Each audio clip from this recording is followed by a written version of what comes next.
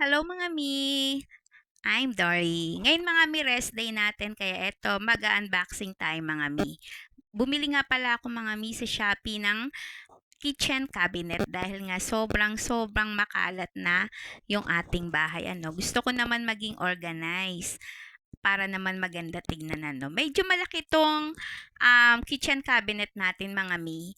At sakto lang naman ito na malapit sa lagayan ng TV. Doon ko kasi siya ilalagay sa lagayan ng TV. Siya ang pinakailalim niya mga mi.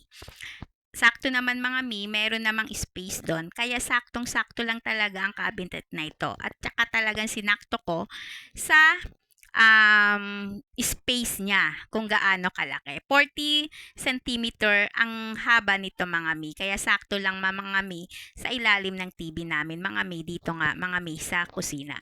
Eto na nga mga mi, ako nga mga mi ang mag-install. Kaysa naman mga mi, magbayad pa ako. Wala nga akong pangbayad mga mi. Kaya ako na lang mga mi.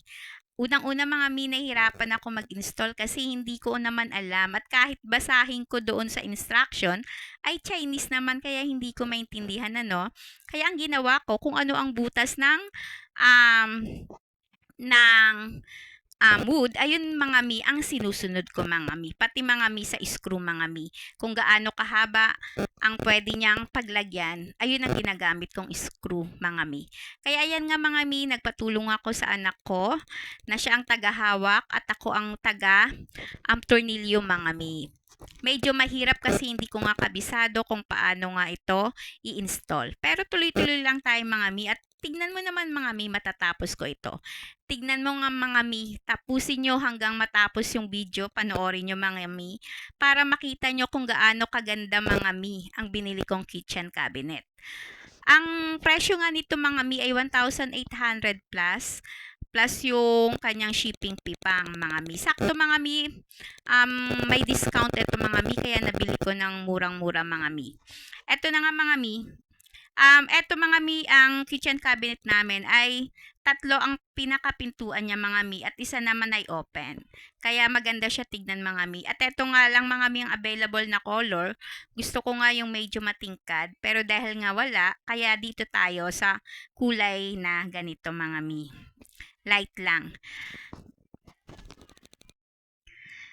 Eto nga mga mi, nung nag-i-install ako mga mi ay medyo nahirapan ako. Siyempre masakit din sa kamay ang pagtutornilyo mga mi Sa una nga, nagkakamali ako kasi nga hindi ko matansya yung mga kung saan talaga yung mga butas na yun at kung para saan yun mga mi. Pero kinalaunan mga mi ha, nakita ko talaga namang pinag-aralan ko. Sabi ko nga, para sa akin, walang hindi ko kayang gawin. Lahat kailangan kaya kong gawin mga mi para lang makatipid tayo mga mi. Siyempre kung magpapa-install tayo, magkano din magpa-install. Kaya ako talaga, nagpursigi ako na ako na lang ang mag-install nito kaysa mag-pay ako kasi wala na akong pang-pay mga mi. Siyempre malaki yung gastusin natin mga mi, kaya kailangan hanggat maaari ay magtitipid tayo mga mi. Eto nga mga mi, ang talagang tumulong lang sa akin yung anak ko mga mi. Dapat nga mga mi, may lakad kami mga mi, kaya lang dahil natagalan ako mag-install mga mi, napagod na ako at medyo nga nagtampo itong aking anak dahil hindi nga kami natuloy Pero okay lang yun mga mi, at least nakasave kami ng gastusin ngayon. Charot. Eto na nga mga mi. Ah, medyo matagal-tagal mga mi ang pag-i-install ko mga mi. Kasi nga mga mi, mahirap din mga mi mag-tornilyo mga mi at mag-install ng ganito mga mi. Lalo na kung wala kang instruction mga mi. Wala rin kasi akong napanood mga mi kung paano install ng ganitong klaseng cabinet. Kaya itong mga mi, naisipan ko na i-vlog ito mga mi para sa mga nakabili ng ganitong klaseng cabinet ay meron nga sila mga mi makikita kung paano mag-install nito mga mi. Para sa akin kasi ako yung nag-install, medyo nahirapan ako lalo na't hindi naman talaga ako gano'n kagaling mga mi at lalo na yung instruction naman ay Chinese kaya lalong hindi ko siya naintindihan, my goodness. So pero mga mi ha, sa huli naman mga mi, kinaya ko at nakaya ko. Yung mga tornilyo mga mi ay binibase ko lang mga mi sa plywood na nakikita ko at ginagamit. Pati nga yung sa paanan nito mga mi ay gayon ang tornilyo na ginamit ko ay depende sa gaano kalalim at kalaki yung butas mga mi ng paa nito mga mi. May 5 paa to mga mi, hindi ko yata ito na ipakita mga mi, pero nag-install ako mga mi ng 5 paa nito mga mi, kaya medyo mataas-taas ito ng konti mga mi, tumaas yung cabinet. Maganda nga mga mi may paa ito kasi hindi siya talagang mababasa ng buo mga mi. At saka talaga mga mi, pag nag-install tayo ng kitchen cabinet ay iwasan nating mabasa ito mga mi, kasi ito mga mi ay laminated lang mga mi, so dapat hindi ito mababasa mga mi, at para maingatan natin ito mga mi. At wag din natin lalagyan sa ibabaw ng napakabigat mga mi, yung sakto lang mga mi. Ito naman mga mi, kaya ako bumili mga mi ay gusto ko lagyan mga mi ng mga bond paper, ng mga iba pang gamit na nagkakalat sa kusina, lalo na kasing aking mga anak, maraming mga accessories. Alam mo naman pag babae, nako Diyos ko po, hindi ko nga alam kung babae ba talaga tong mga to, charot. Ayan nga mga mi. Medyo matagal mga mi ang pag-install at napakarami ko pang kailangan gawin mga mi, kaya nagmamadali talaga ako na gawin ito matapos na ito. Kasi kailangan ko pang mag-grocery mga mi, napakarami pang ila-line up ko dahil rest day ko, ito lang yung oras o araw na pwede ko itong gawin mga mi. Ganon ka busy mga mi ang mami nyo. Kaya eto nga mga mi, ang talagang Sunday ko is talagang busy day para sa akin. Wala talaga tayong pahinga. Hindi tayo mayaman, kaya kailangan wag tayong magpahinga. Saka na lang siguro tayo magpahinga kapag okay na yung ating mga anak at maayos na yung kanilang kalagayan. Doon na tayo talagang mag-retired. Ayun. So, kailangan ngayon mga mi, eto nga mga mi, konting kwento lang ng aking buhay mga mi, sino ba naman kasi ang hindi talaga napapagod, lahat tayo ay napapagod mga mi, walang taong hindi napapagod. Kaya lang syempre kapag iisipin naman natin ng pagod mga mi, walang mangyayari sa ating buhay mga mi, kasama talaga sa buhay yung pagod, kaya go lang tayo ng go mga mi. Huwag tayong magpapatinag sa pagod. 'Di ba? Makakaalpas din tayo niyan pagdating ng panahon. Ayan na nga mga mi, malapit na akong matapos.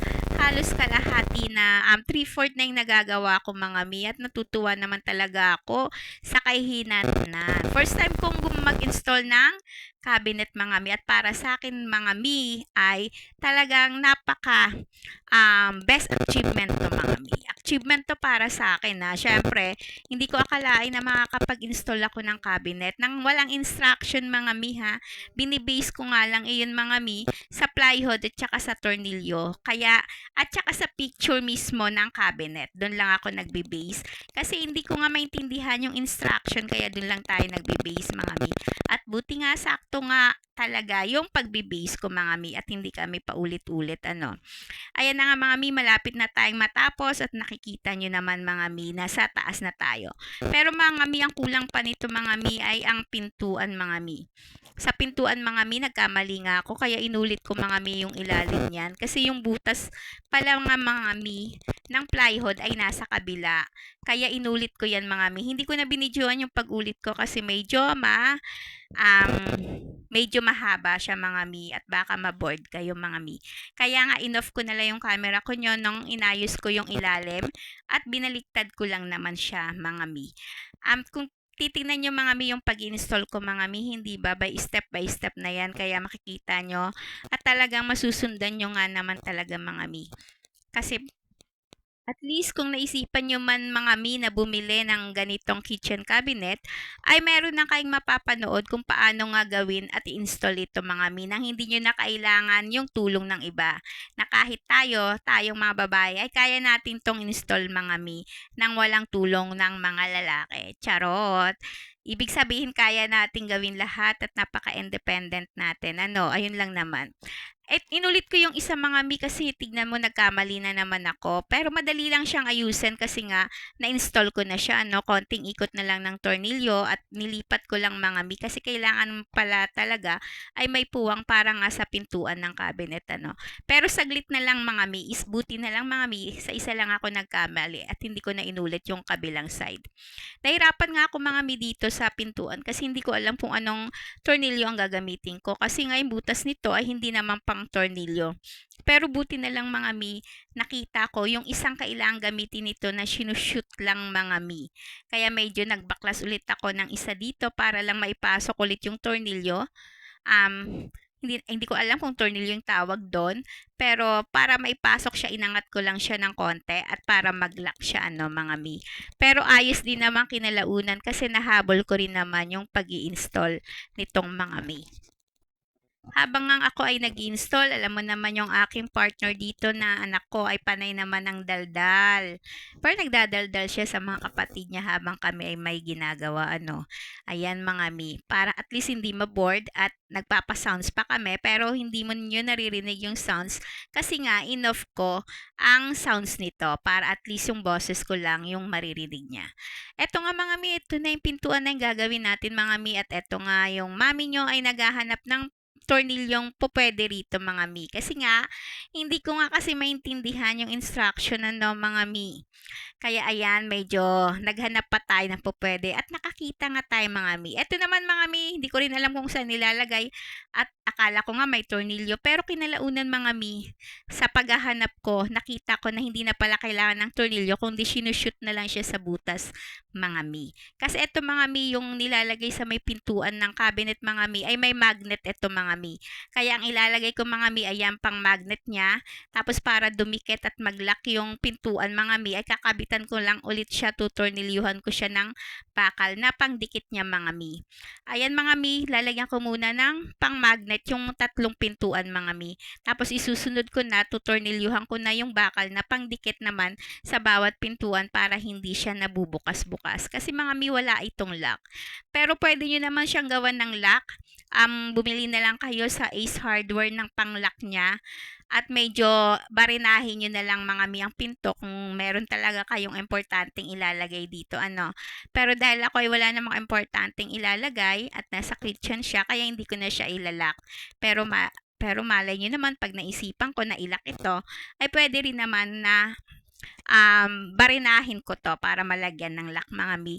Pero kung sa susunod ay maisipan kong lagyan to ng lock mga mi, ay papakita ko rin sa inyo kung paano naman maglagay ng lock dito sa in-install nating cabinet mga mi. Ayan nga mga mi, malapit na tayong matapos at malapit nang matapos yung pintuan natin. Pero syempre hindi pa dyan nagtatapos kasi open pa yung likod niyan mga mi. Hinuli ko nga mga mi yung paglalagay sa likod para just in case man na magkamali tayo ay madali nating tanggalin yung mga plywood mga mi, yung mga divider niya mga mi. Kasi kung tatakpan natin agad siya, mahirapan na tayong ulitin mga mi. Kaya mas better na ihuli natin pagtakip mga mi para mas madali siya pag just in case magkamali tayo. Ayan nga mga mi, may mga tornilyo pa nga pala dito mga mi, hindi ko nga alam mga mi kung ano-ano. Ayan, higa-higa na tayo para hanapin kung ano yung mga pwede dyan. Pero ayan nga mga mi, at nakita ko nga na bilog lang talaga siya at ini-screw lang talaga siya. So hindi na kailangan ng tornilyo mga mi. So ayan na mga mi, patapos na tayo sa harapan. Isusunod na natin yung likod nito mga mi. Yung sa likod mga mi, hindi tornilyo mga mi ang gamit mga mi, kung hindi maliliit na pako mga mi. Manipis lang kasi mga mi yung pinakalikod niya ano. Kaya maninipis lang din na pako ang gagamitin natin. Inch lang siguro iyon mga mi. Kasi sobrang liit ng pako. Kaya mahirap din siya ipako kasi parang wala kang hawakan ano. Ayan na nga mga mi, ang pinapasok na natin yung pinakabutas dyan na parang design din at pangpatatag lang ng cabinet natin. Iikot na nga natin siya mga mi. Magliligpit muna tayo ng tornilyo at iikot na nga natin siya. Alam mo mga mi, ang maganda dito mga mi, may extra na tornilyo si seller na binibigay mga mi. Just in case na mawala man yung tornilyo nyo, ay meron pang extrang tornilyo siya. Marami siyang extrang tornilyo. At meron din siyang extrang plywood mga mi, yung ditong plywood na panggitna mga mi. Just in case na masira mo yung plywood na yan, meron ka pang extrang plywood. Ayun ang maganda rito mga mi, kasi may laging extra si seller na binibigay. Kaya maganda siya mga mi, kasi lagi siyang may extra. At saka maganda mga mi ang balot nito at walang damage nung nakuha ko. Kaya okay na okay ito mga mi. Okay si seller at saka responded naman siya. Nagkamali ako sa likod mga mi, akala ko kasi tatlo lang yung plywood, pero ayan nga, nung kinapa ko ay meron pa palang isa, kaya inulit ko siya. Buti na lang mga mi, ang ginagawa ko ay pinapako ko lang muna ng iilang pako at hindi ko pinapako lahat para just in case na magkamali tayo ay madali natin siyang mabunot at hindi masira yung pinakapakuan ng ating cabinet mga mi. Ang pangit kasi kung magbabaklas tayo. After na nga na masakto ko, saka ko na siya pinako ng gusto mga mi ng paikot. Kaya ayan na mga mi, paikot nating pinapako. Napakaraming pakong extra si seller, kaya marami-rami rin akong natira mga mi. Just in case man na kasi na mawala natin, ay hindi na tayo maghahanap ng mga tornilyo pa mga mi.